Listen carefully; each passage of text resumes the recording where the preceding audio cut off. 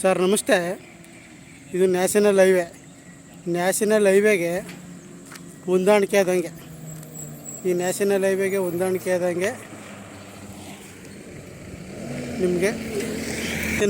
ಹೊಂದಾಣಿಕೆ ಆದಂಗೆ 4 ಎಕರೆ ಜಾಗ. ಹಿಂದೆ ಕಾವೇರಿ ನದಿ ಇದೆ.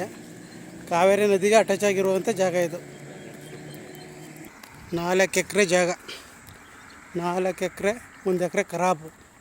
ಹಿಂದೆ ಕಾವೇರಿ ರಿವರ್ಗೆ ಅಟ್ಯಾಚ್ ಆಗಿದೆ ಜಾಗ.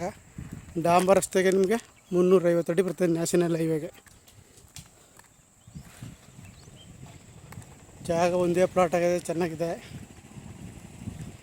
ಜಾಗ, ಸೂಪರ್ ಜಾಗ.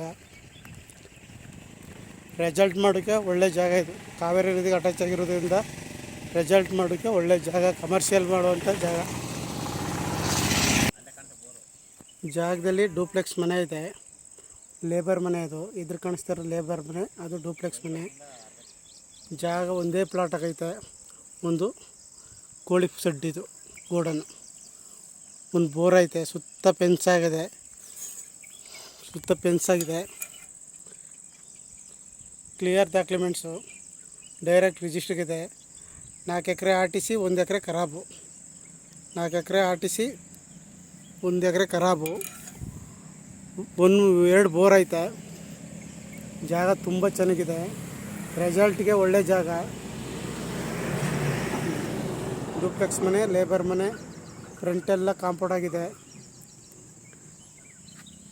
ಆಸಕ್ತರು CK ಪ್ರಾಪರ್ಟಿ ಸಂಪರ್ಕಿಸಿ.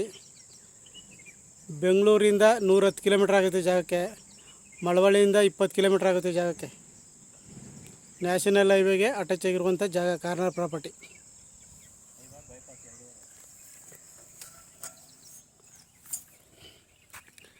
ಮುಂದೆ ವಾಲ್ ಕಾಂಪೌಂಡ್ ಇದೆ.